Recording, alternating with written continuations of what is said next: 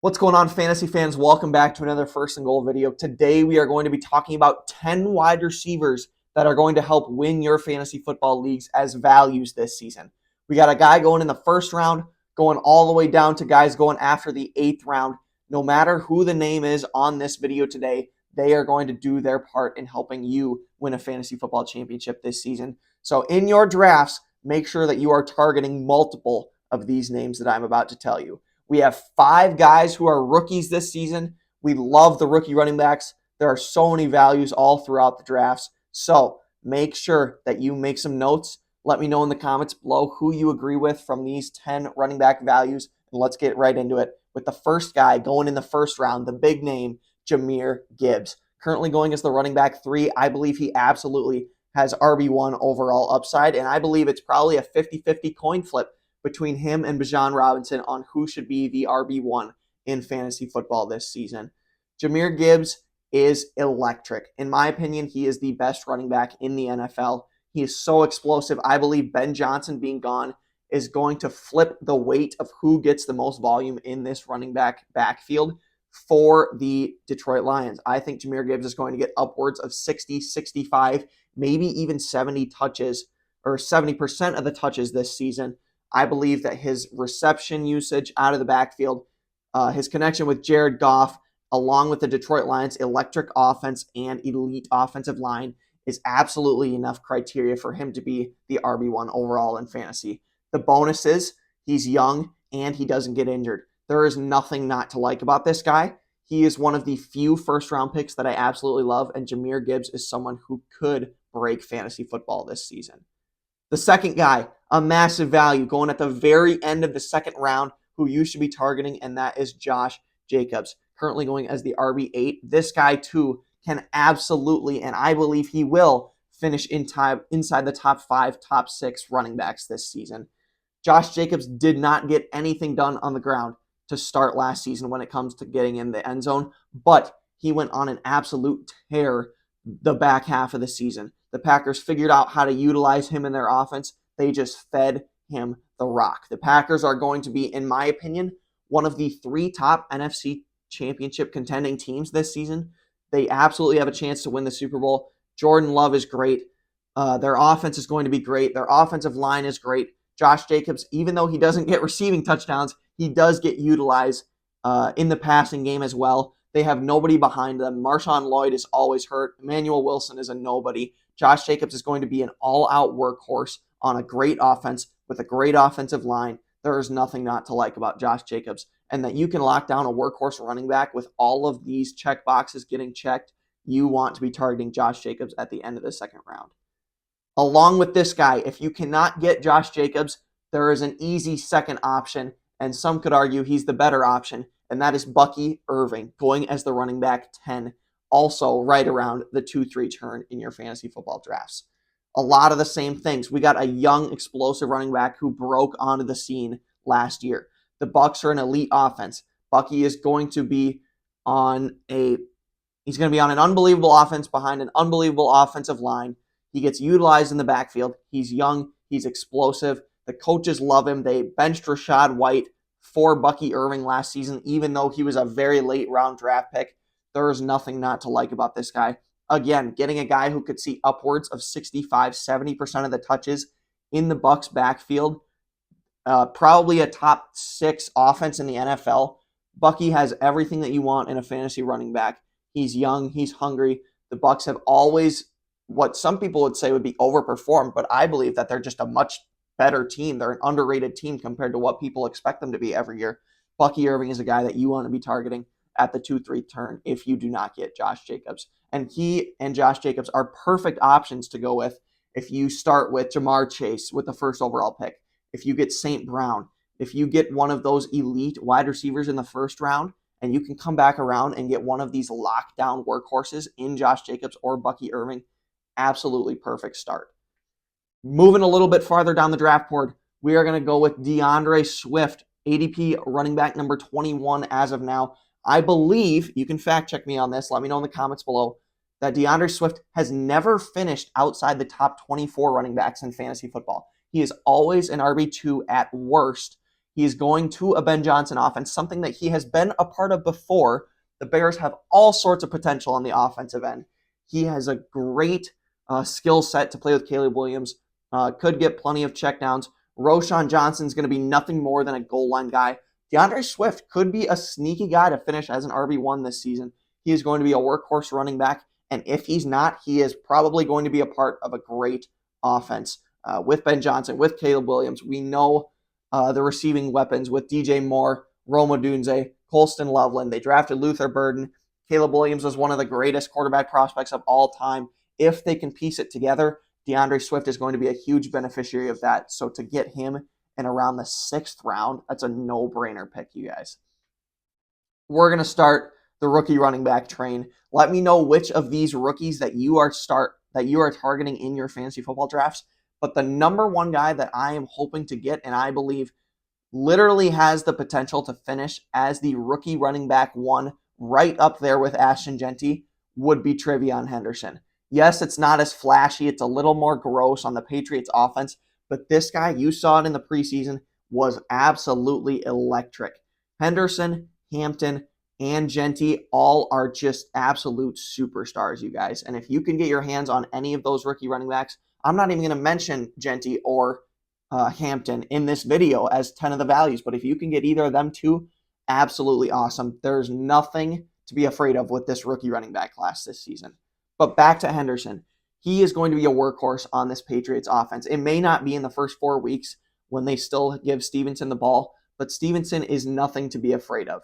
Henderson is explosive. He's young. He can do it all. He's a great pass blocker. He holds onto the ball. He does everything that Stevenson does not do. Stevenson has fumbled his job away to Antonio Gibson. Who do you think is a better running back, Antonio Gibson or TreVeyon Henderson? Henderson blows him out of the water. The Patriots are going to be one of the most slept-on teams in the NFL this season. I believe that they could be a sneaky team to win 10 games this season. Drake May is a sneaky quarterback who I believe is going to take a step up this season. Henderson, again, going in now, probably the 4th round. Beginning of the summer, he was going in like the 8th round, you guys, when we started talking about him. You can go over to my Instagram, and I was posting about this guy months ago. And now he's flying up the draft boards, but still, he is a value, and he's someone that is going to win you a championship that you want to be targeting in the mid-rounds of your fantasy drafts.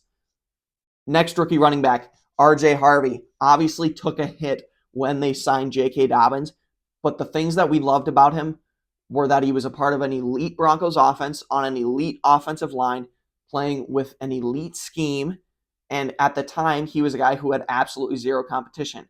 J.K. Dobbins is someone who we've seen be effective with the work that he's gotten, but he has never really been able to take over a backfield. Even with the Chargers last year, he had about 2 great weeks to start the year, finishing atop of all running backs, and then he fizzled out, and Gus Edwards was getting work. Think about the young and explosive R.J. Harvey and what he is going to do compared to Gus Edwards on the Chargers offense last season. Harvey is someone who you should be targeting, also going in around the 6th or 7th round. Tell me in the comments below if you're worried about J.K. Dobbins or if you are still going to be all in on R.J. Harvey like I am this season. Rookie running back number 3 out of 5, one of my most drafted players so far this season, is Caleb Johnson. I understand that he was extremely underwhelming in the preseason. What we want to be taking from preseason is what the coaches are doing and how players look. We don't want to be listening to all the reporters and what they have to say. Their entire job is to get clicks. And what I believe is that Jaylen Warren is not that good. Kenneth Gainwell is certainly not that good. And Caleb Johnson is someone who Mike Tomlin and the Steelers wanted to draft this season. And I believe Aaron Rodgers, one of the greatest quarterbacks of all time, I will be the first one to tell you that he is someone who I have disliked for the last 2 years. But what he does do is he targets his running backs a lot. We saw it with Aaron Jones. We saw it with Breece Hall last year. He is going to target his running backs. And Caleb Johnson, even if it's not in the first few weeks, that may be the story for a lot of these rookie running backs. Eventually, he is going to get on the field more than Jaylen Warren and certainly more than Kenneth Gainwell. This guy currently going as RB number 27, essentially a risk-free pick. Go ahead and take him as your RB3 in your fantasy drafts. Last 3 names, we got 2 more rookies to talk about.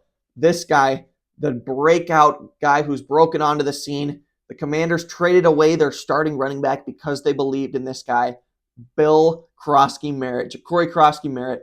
This guy is currently going as the RB40. I believe that by the end or middle of the season at best, could be the Commanders' starting running back. Eckler has always been someone who's been really effective with low volume situations and not very efficient in high volume situations.